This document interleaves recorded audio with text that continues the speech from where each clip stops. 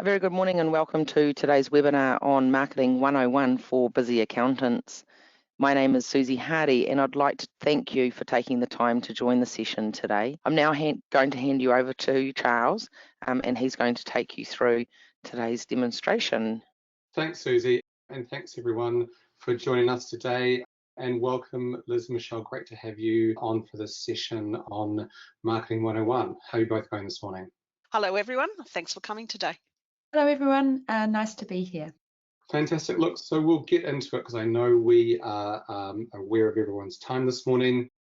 What we're basically going to do today is to cover some of the key basics that you should be thinking about in relation to your marketing. So first up, we'll look at putting a plan together to make sure you're acting with purpose with your activity. Then we'll quickly dive into some website best practice, advice for being findable online, then moving through to social media, email marketing, and finally, how to solve that issue of content. In other words, what are you going to be talking about in those emails, social media, and blogs, etc. So let's get into it. Now, I think with marketing, all your efforts really do need to start with a marketing plan. And the way I like to frame it up is to think about a Rubik's Cube. And it's quite a fun underway to understand how the plan works. So when you try and solve a Rubik's Cube, you can't make each move in isolation. You need to plan a few moves in advance. And then when you've got a block of colors, you can begin to solve it. And in this case, that block of colors is going to represent your business goals. So all the individual little pieces, those are your marketing tactics. And the plan is to get them all lined up. So when you have a marketing plan, you really need to make sure it is going to ladder up to your overall business strategy and obviously your business goals. And the reason I mention this is because if they're not laddered up, what is actually the purpose of your marketing activities? So if you want effective results, you need them to be aligned, and then that way you'll all be working towards the same outcome. So the plan doesn't need to be a massive document, and we actually have a template which we'll send out to you in a follow-up email, and this is just a simple 1.5 pager, and it just has some basic questions that you can that you can use to sort of think about your marketing. And it's going to help you give a bit of direction on what some of your goals and objectives are, who's going to carry it out, and by when, etc. So the thing about having a marketing plan is to really make it deliberate and intentional. And again, as I said before, that's making sure that your marketing activity points back to your goals. And these goals might be things like getting new clients or retaining clients. They might be around generating new revenue from new clients, or maybe it's about generating revenue from your current clients. So again, if you can think about what those goals are, then you'll have a better idea of what sorts of marketing activities you should put into place. Now, obviously, whatever your goals are, the other thing about having a plan is that it's going to help you be visible in the market. And the reason I mention this is because you don't want to be doing nothing and then suddenly another firm comes into your area, and this might be sort of geographically, or maybe it's a service or a niche that you provide, and they're actually putting a lot of effort into marketing. And so suddenly, through no fault necessarily of your own, but you're feeling on the back foot. So again, having this plan is going to help you as an overall business be deliberate, be intentional, and all working together. Now, another thing about the benefits of having a plan is, with your activity, you are going to be obviously driving awareness in the marketplace as well. And there might be a few reasons why you might want to do this. I've heard many say that they want to raise their awareness as an attractive tool for employees. So, it's hard to recruit people. So by being very active on social media, for example, they're in effect showcasing what it'd be like to work, at your firm. Alternatively, it could be that you want to establish yourself in the market and really sort of highlight your expertise in a particular niche or area. So again, being visible with your marketing activities is going to help. And I think this is a really nice place for us to then link into what is really your biggest asset online, at least anyway, and that's your website. So it's your biggest front-facing asset. It's where everyone, especially if they're starting to do some research on you, is going to go and check out. And The goal of your website is really, it's pretty simple, and that's to keep people on it for as long as possible. And the reason I say is to keep them on it is because the longer they can spend on your website, the more they can learn about you, who you are as a firm or practice, the services you offer, the sorts of clients you work with. So you want to have a website structure and content on that website that's going to encourage them to spend time, reading about it and uncovering that information. Now, a bit of a tip here, if you want to be able to track how people are spending time on your website, I'd really recommend Google Analytics, as that's actually going to show you which pages people are visiting and how much time they're spending on them, and ideally will give you some ideas for what pages you might want to improve, through, you might see that the bounce rate, so when people come on and immediately leave a page, if that's really high, there might be things that you can do to improve it. So the nice thing about Google Analytics, it's provided by Google, it's free, and if you've got someone who runs your website for you, they'll be able to hook it up for you pretty easily. To do it yourself is a little bit more work, but definitely there are video tutorials out there that will show you the steps to take. So what we've got here are a few ideas to help you think about your website, and this might be in the context of you already have one, but does it need a bit of a tune-up, or you might be in a position where you are looking to launch a new website. You might be going through that process right now. So what are some things that you should think about that's going to drive the best uptake by people who come onto your website?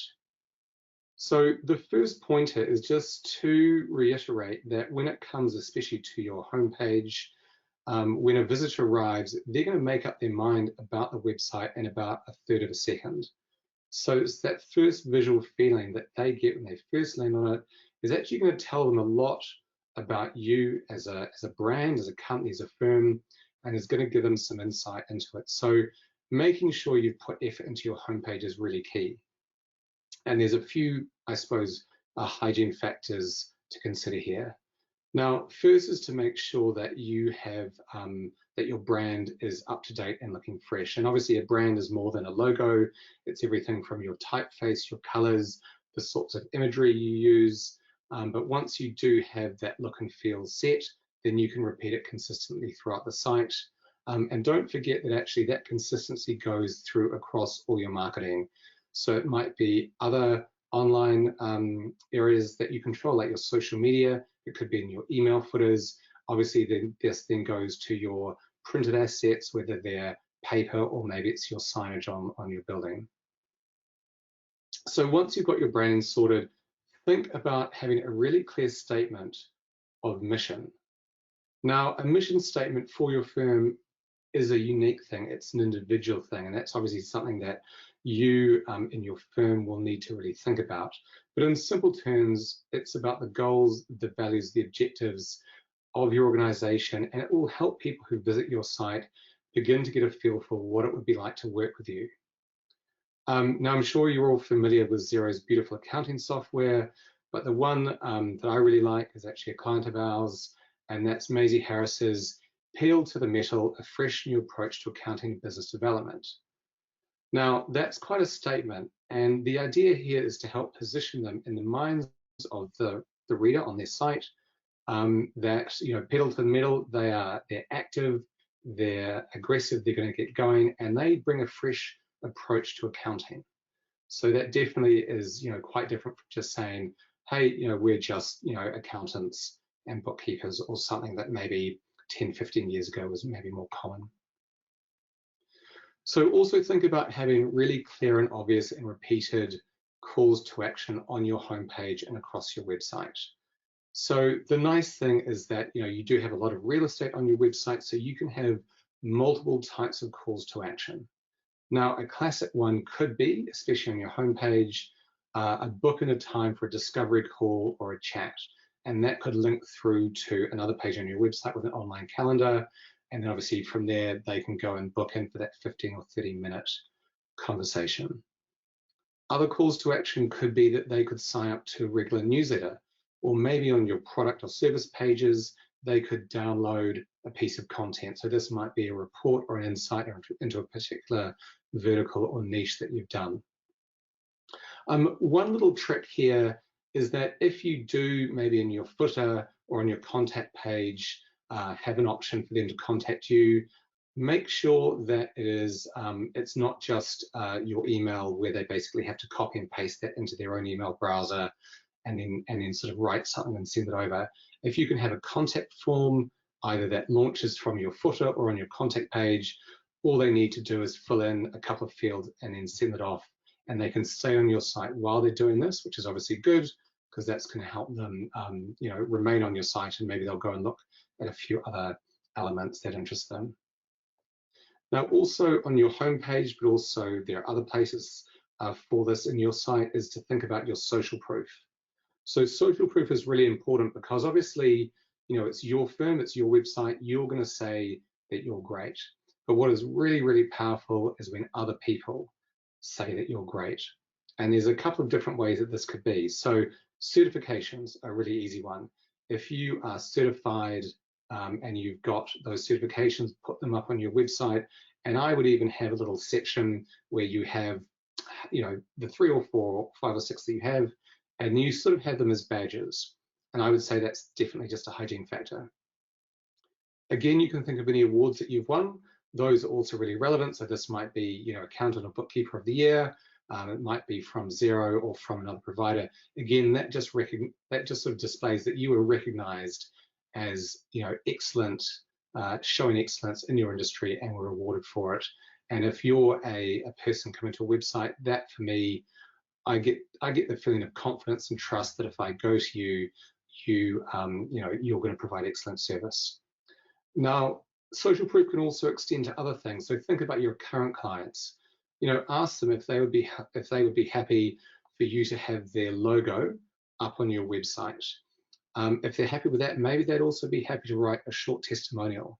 Now, this testimonial might only be, a short paragraph.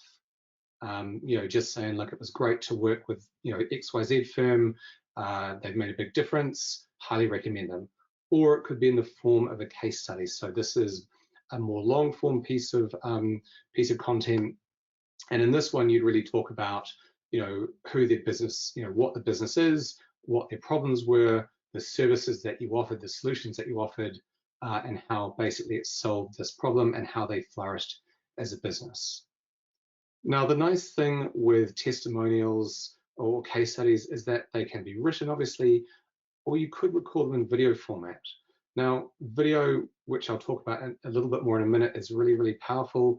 And I do know from personal experience that sometimes it is easier, either for yourself or for your client, just to say a few words on a video. You might find that more natural than if you had to actually write out a lengthy case study. So the point of what I've just been talking about is that, when someone lands on your homepage, they're thinking, is this a firm I'd like to work with? Could they help me? All the elements that we've just covered are setting you up for a great impression.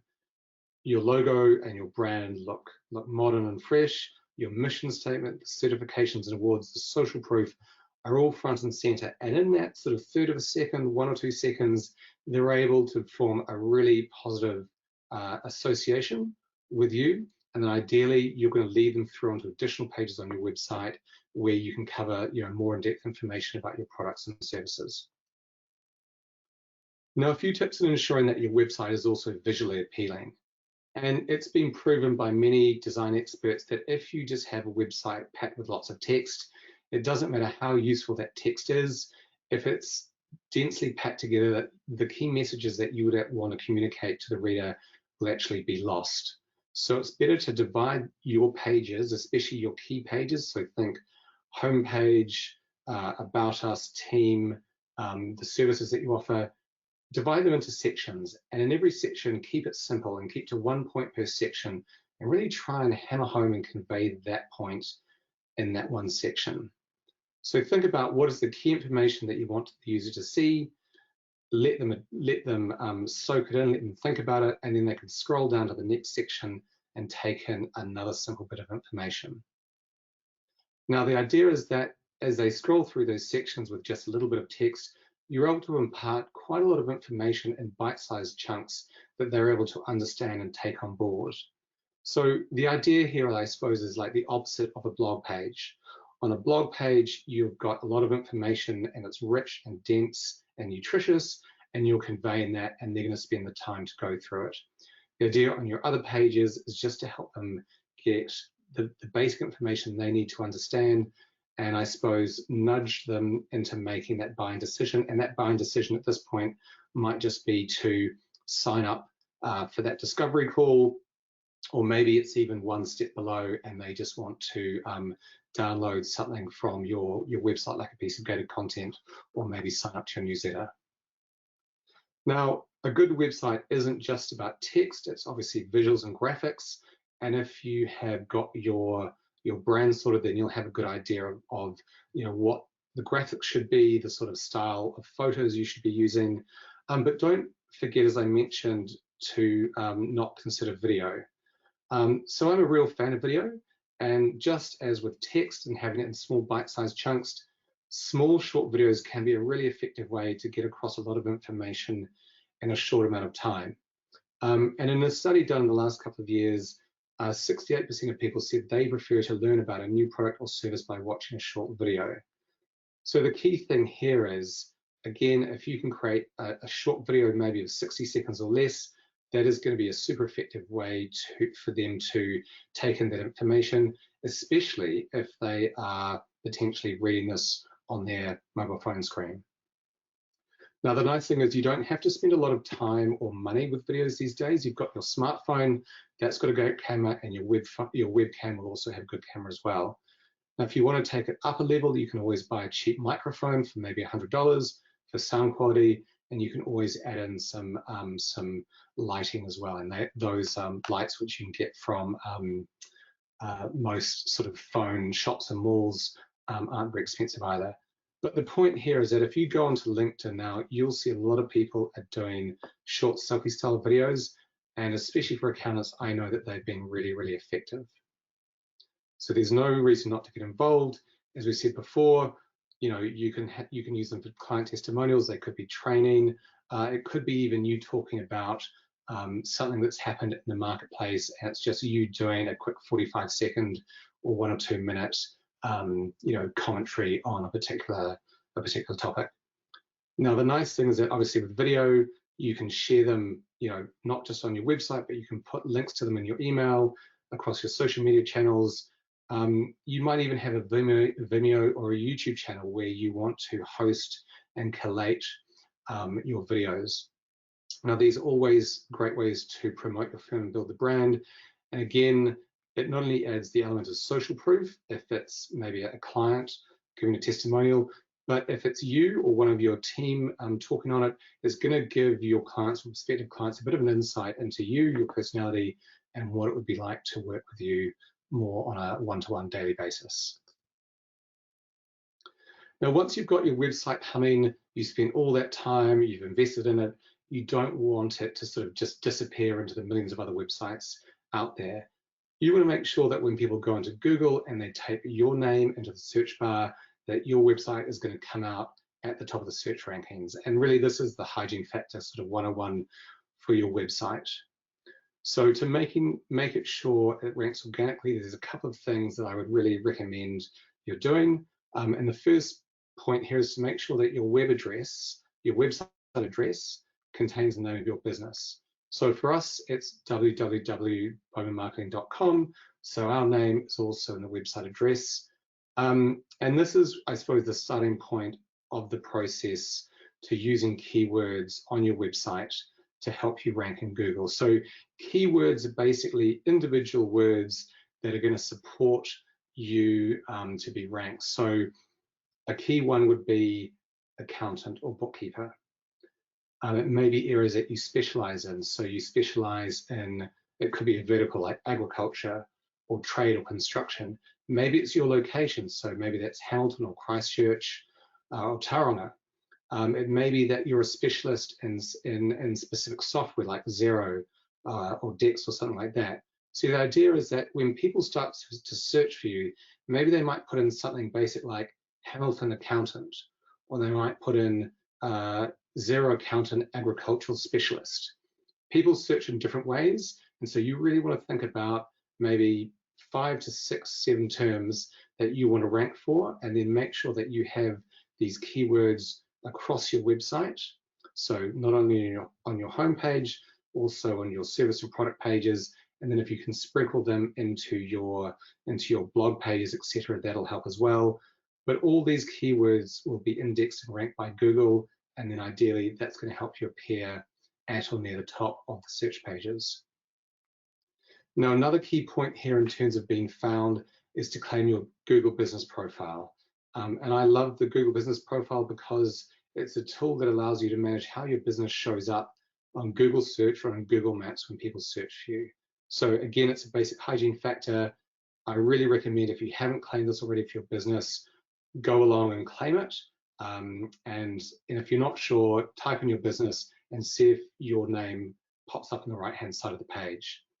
Now, the nice thing about this profile is that it's going to contain all the information that a client or a prospect need to find you. So it will have your address, your phone number, links to your website. It will also have maybe things that you specialize in, and it will also have reviews, which are a fantastic way, again, to build that social proof. So these reviews are reviews that actual clients of yours have gone on and left. And I suppose that my advice for this is we'd always like to think that people would review us just because they like working with us, but in my experience, you really need to go and ask them. So identify maybe 5 or 6 clients that you know have had a really great experience with you of late, and then send them an email and say, look, you know, it's been great working with you. Would you feel comfortable in reviewing us? And then actually include the link. So they just need to click on the link, and that will actually take them through to where they can leave a review for the Google My Business page. Now, the last good thing about Google My Business is that Google will prioritize businesses that share this information. So again, that's going to help your search rankings. Now, moving on to social media, and I appreciate we are moving really, really quick here. So as Susie said, if you've got questions, do put them in the box. So look, I'm guessing that most of you are probably doing some form of social media or other, which is great. So I suppose this page is really more about thinking, you know, being clear in your mind about what you want to achieve with your social media, not just doing it for the sake of doing it. Like, everyone's too busy just to be on social without actually having a bit of a plan. And that's really linked to the plan that we covered on that first slide. So have that basic marketing plan, and this can extend out to your social activity. So what I mean by this is to think about your business goals. You know, do we want to grow? Do we want to grow more clients, more revenue? Do we want to build awareness? And then you can think about how this relates to social. So for example, if you're building awareness, then getting more fans and followers makes sense. If you want to drive more traffic to your website, then maybe you want to think about posting content that links back to your website so they can go back onto your website to read the full article. Also have a think about the target audience that you're trying to attract, because that can actually influence the social platform or platforms that you might want to concentrate on.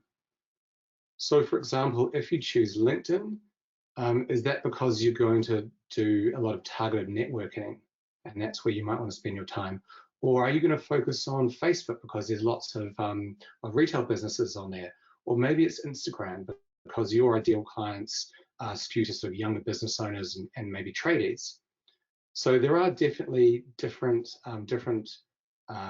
social channels that people maybe spend more time on. If you're not sure, go and have a look at some of your current clients or ideal clients and see if you can find out where they're spending their time on.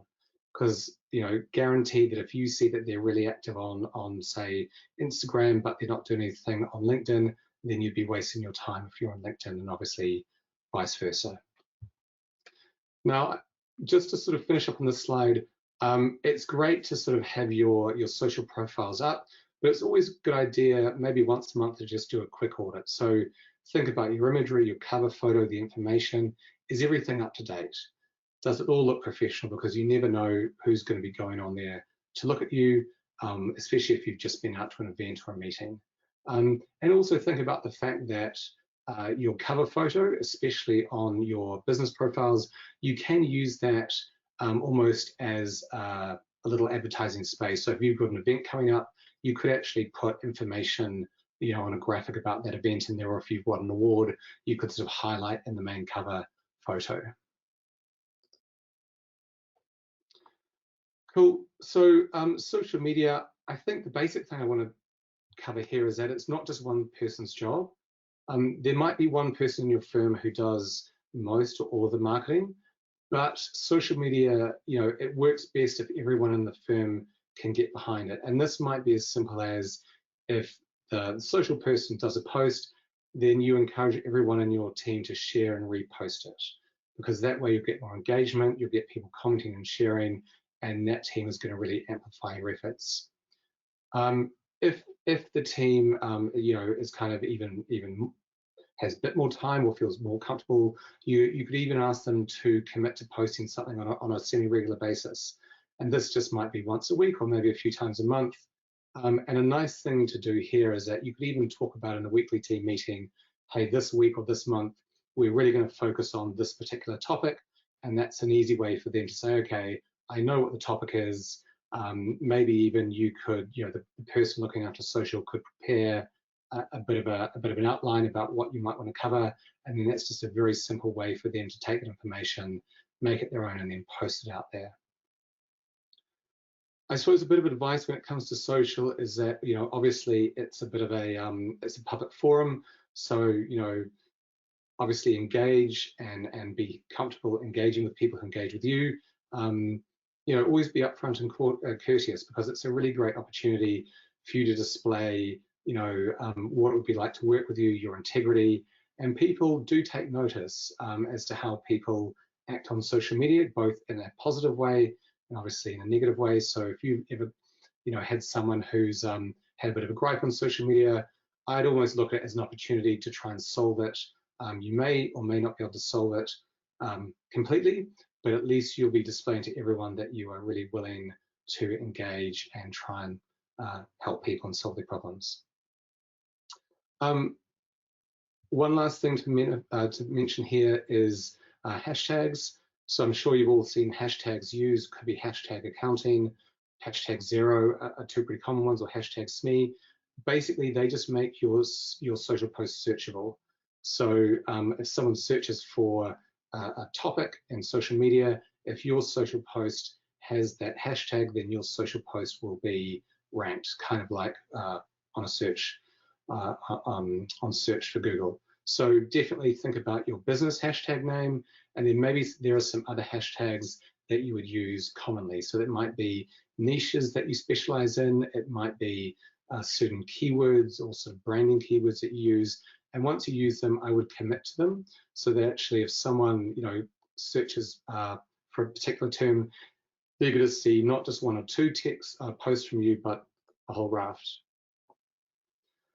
I think in terms of what to share on social, look, this is a real problem for a lot of people.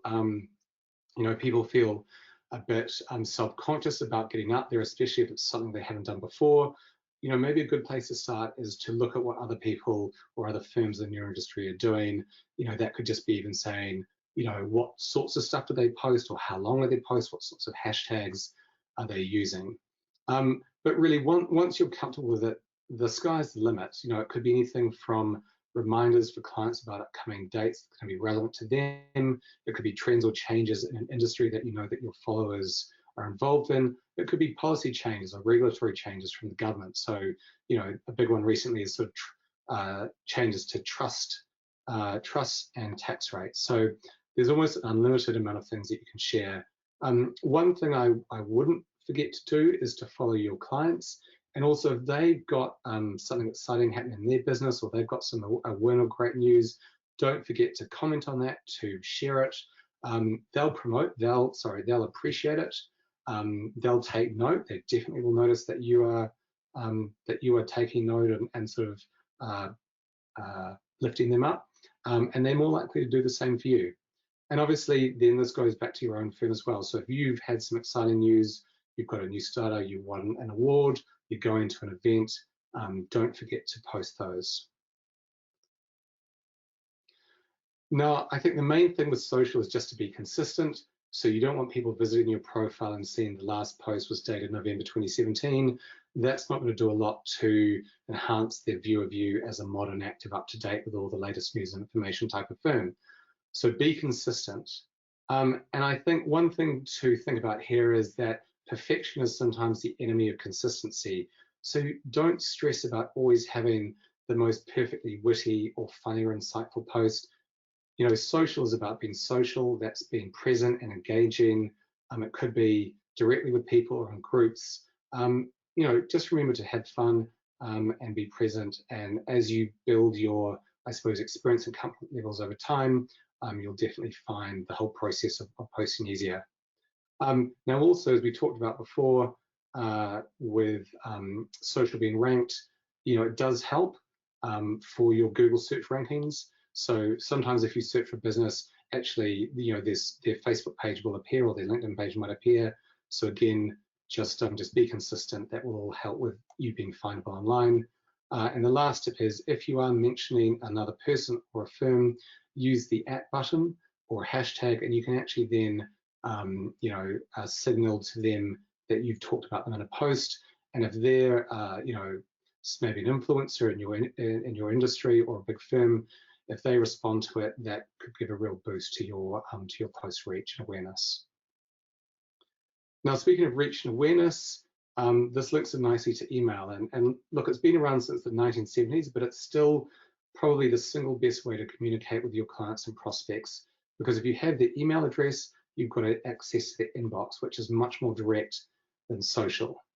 But do remember, it's all about permission-based email marketing. So you need to get the permission to email them. And that might be because they're a client of yours, or maybe you've gathered their email because they signed up to a newsletter, or they filled out a contact form, or they've even signed up to an event that you've hosted. And when you have that list of emails, don't just keep them as an amorphous sort of database. Really think about the different groups that would sort of naturally form in your list and start to segment them in a way that's going to make sense to you. So some easy divisions or segments could be clients and prospects. Maybe some are zero clients versus non-zero clients. They could be by verticals. So some might be in construction, others might be agricultural. So the idea behind segmentation is that by segmenting them, you can start to think about sending them relevant email communications. So obviously it's great to send a general newsletter once a month, you know, general news updates that would be interesting to everyone. But there are going to be times where you think, okay, I've got a specific piece of information and it's only going to be relevant to a small segment of my list. And therefore, I don't want to send this to the rest of my list because it's going to be useless. An example of this might be an update aimed at trustees. So your trustees will love it, but anyone who's not a trustee will be thinking, why have you sent this to me? You know, and does that mean that you don't really appreciate necessarily, you know, what my needs are as a client? So email marketing, segmentation, and you can make sure that you're sending them really relevant information. And I suppose the point here in terms of that relevant information is, you know, always ask that question, why are you emailing them? What's in it for them? So when they open this email, think about what they're going to get out of it by reading it. Now, obviously, you're their valued advisor. You're going to be wanting to give them something that's going to benefit them, and you're going to give them something that is going to, you know, once they spent that 3 to 10 minutes reading that email, they're going to think, great, that was worth my while. I'm happy to get emails from my advisor because they always give me value, they always give me benefit. And obviously, in the longer term, that means that your emails are going to be read and engaged with more over time. And I know that can be a problem. If you're just sort of spraying and praying your emails, you will find that your email list over time disengages. So some basic tips in designing your emails. Look, it's a little bit like your website. Sometimes, you know, think of an email in terms of the points you want to communicate, and then divide that email into sections and kind of like 1 point per section. And also, don't be afraid of either having some white space or some imagery in there to not only break it up, but also make it, I suppose, easier to read visually. Also think in terms of your impactful subject line. And so if you've gotten your email into someone's inbox, that's not an open email. You still need to get them to open it. So if you think about some of the gossip websites like the Daily Mail, and they've got the clickbait titles like who's divorcing or which soccer player is having the affair, that's kind of intriguing, that's engaging, and that's done on purpose because it makes you want to open that news story. And it's the same thing with your subject line. Be as compelling, as intriguing as you can be. So they open the email, and then you've got the whole email to actually tell them what it is that you want to communicate with them. Secondly, if you can, when you're making your email points, try and keep it short and easily readable. Again, people have so many emails these days, they might be overloaded with information, so be brief. And of course, be personal as well. So whether they're a client and they know you well, or a prospect, you are a person, you're not a robot, and at some point you're going to be speaking to them in person or on the phone. So let your personality come through, your tone of voice. So if you're not particularly formal, don't make it too formal. Or if you are quite formal, again, just make it sure that it's authentic to who you are. And the last thing to do is to make sure you have a really clear call to action. So what do you want them to do at the end of this email? Is it to email you back? Is it to go to your website? Is it to sign up for an event? If you don't tell them what you want them to do and you leave them guessing, you've actually wasted that opportunity. And then you're either going to have to send them another email, or you're going to have to follow up with a phone call, which is a bit of a waste of their time and a waste of your time. So calls to action, make it clear and make it easy for what you want to achieve. So we've talked about, your website, your marketing plan, how to do social and email campaigns. But I think really a big thing here is to think about, what am I going to post week in, week out, day in, day out? And the great thing with BOMA and Wolters Kluwer is that we've always got highly relevant content that's freshly updated every week, and you can send it out across all those channels to your audience. So I'm going to quickly hand over to Liz and Michelle, and they can show you actually some of the live content available in the content library. Thanks, Charles. Thanks, Charles, very much. Yes, it's Liz here, and I'm joined by Michelle. We're going to do the last part of the webinar. It's going to be a very brief demo just to give you an idea of what the content is in BOMA, and show you how this works. So basically, to easily support your clients and market your firm, you can use the Wolters Kluwer CCH content in the BOMA platform. If you're not familiar with us, we are a marketing platform designed specifically for accountants and business advisors. Within the platform, if I click on create, you can see you can create emails, social media updates, branded web pages to host a blog if you're not already doing that on your website, and lead forms to capture email addresses for newsletters and the like. The thing that makes BOMA different is the content, and I'll just click in and have a look.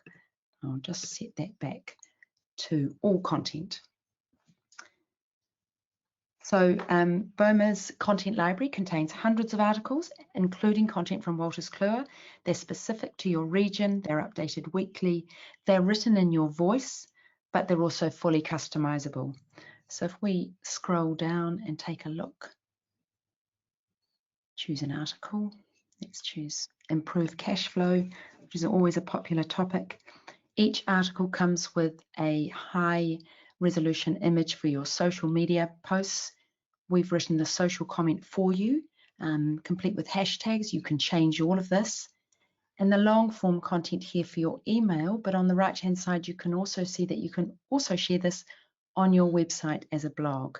You can customize all of this content and make it your own. So I'll scroll back up to the top. You can search for content here. You can also search using global categories. We are going to go into the Wolters Kluwer Premium library and look at the Wolters Kluwer content. And I'm going to bring Michelle in here to start talking about it. If you are a Business Fitness subscriber, you will be able to access this content for free when you subscribe to BOMA, but we will take you through how you can access it. So Michelle, before I start, I'm just going to bring up one of these articles because I want to show people that this content is not just social post and email. A lot of the Wolters Kluwer content also contains a guide, and if I click on that, you can see a useful guide. Michelle, obviously we are tight on time, but I just wouldn't mind a quick comment from you. Obviously working from home and hybrid is a new way of working. Can you just give us a quick description about this content? Sure. So employers can reimburse employees who are working from home, and Inland Revenue has released quite a lot of guidelines, which they've updated this year as well, about the amounts that you can reimburse employees when they're working from home. They might be using their own telecommunications devices. There are different proportions. They might be using it all the time for work, or 75%, 25%. There might be like a minimal use. And Inland Revenue has guidelines for the how you calculate reimbursements based on usage. There are also reimbursement rules around where an employee purchases specific furniture or a work setup that enables them to work more effectively from home. Fantastic. So there's a lot of information here, and really useful if you've had one discussion with a client and you want to send them, an individual client a good guide. But this could also be something that you send to a number of clients, who are employers, who are sort of dealing with that. If we go back into the content library, let's open another piece of content. Let's look at motor vehicle. Again, describing different methods and record keeping, and again has a guide. And Inland Revenue has recently updated the kilometre rates and published them for the 2023 income year. So this guide covers that, as well as so we'll other rules around reimbursements. Thanks, Michelle. And Wolters Kluwer will always keep this content up to date, and you'll usually see the most recent content at the top of the library. You can see that there is a number of content. You can trial BOMA for free, and we will show you that. If I click in to this one, we've decided that we want to send it out, so I'll click deliver. Now I can send this as an email or social. For the purpose of the demo, let's click all. You can name that. You're the only one that sees that name. Let's click start. And we could make an edit here, add a hashtag. And then we can also edit for each individual channel. So when you set up your BOMA account, you simply link your social media accounts to BOMA, and you also upload your email addresses. If people are short on time right now, don't worry, we will be recording this, so I am going to continue the demo, and you will be able to watch that, but I do understand if people need to leave because we've run a little bit over. So here you can see the social pages I've linked. I can deselect a channel. I can go in and see that first change I made. I can make more changes so that each channel gets a different message. I can totally change it or add more. If I preview, I can see what my LinkedIn business post will look like. Here is my LinkedIn personal, and here is my tweet. So our social posts, forgive me, are looking good. I'm going to now go and complete my email. So the first thing is that you can see that the subject line is written for you. As Charlie said, you can change that, make sure it's really motivating. I would just say make sure that it does really relate to the content in the email. You don't want to mislead someone, but yeah, make sure it's motivating for them to open it, and a short preview description. The sender details are the name of the person that, if someone responds to your email, that the email will go to. You can change this also. So let's select who you want to send it to. You can select those manually. I've uploaded all my client and prospects names here. You can filter using tags, so it might be employer. Let's deliver to all in this case. And then finally, let's select a template. I'm going to choose a branded template. If I was sending this as a newsletter, I might choose this short form here, because then I can add more content in. We're going to share the full article today. As that opens, when you set up your BOMA account, you simply upload your logo, and BOMA pulls the colors from the logo to make a really professional looking template for your email. Here's the short form. If I was creating a newsletter, I would drag that in instead and go back into the BOMA library to choose more content, and it's a really simple way to quickly create a newsletter. Now we're here, again, all these steps, you can make changes, make it your own. I'm going to add a greeting, choose the first name from merge tags, and that will pull the first name from my contacts list. I could change as much or as little of this text as I like, and obviously I can add a sign off here. I can also change the image. I will save and close on that. And I will now schedule delivery. I can either send that now or a specific time. And the final step before I sign off is that you will be able to view campaigns and see where you've sent them and look at engagement data. I'll pass back to you, Susie, so that you can talk about how people can get a trial. Thanks so much. Actually, this slide is for Charles and Michelle to talk on, so I'll let you guys talk. Thanks, Susie. To get started with BOMA, it's really easy. If you're not already a user, you can go to bomamarketing.com and sign up for a free trial. If you are already a BOMA user and you want to get the Wolters Kluwer content, you can either get it for free if you are a business fitness subscriber, as Liz mentioned. If you're not, you can add it on for $40 plus GST per month. Michelle, what's the best way to get in contact with Wolters Kluwer? Oh, if you're already a subscriber of CCH Business Fitness content, just ask us for a code to unlock the Wolters Kluwer Premium Library content. I'm going to read out just 2 questions that I've been asked today. So the first one, what time of the day is best, do you know, Charles or Liz, to be posting on social media? Sure. I mean, look, that's going to depend really on what suits your clients and what suits your business, because you might, if it is, certainly if it's something that you think you might get engagement on, ideally you're going to make it at a time when you're free to respond. There is lots of different information about when is the best time, you know, and certainly you could find that you're more surrounded by other clutter. So there really is no right or wrong. You know, for me, I know that I tend to check at certain times of the day and I use that as a guide. Yeah, so you could post a few times, then look at the analytics and see, you know, does 10 o'clock on a Monday get more engagement than say 3 o'clock on a Monday? But just one last question, Liz, looking at that content that you were in before and sending those emails, how many should I be sending, say, per month? Again, that is totally up to you and your business. Obviously, we're all finding that email inboxes can be pretty busy, but if it's really useful, really relevant content, I would, and it's timely, then that will be your guide.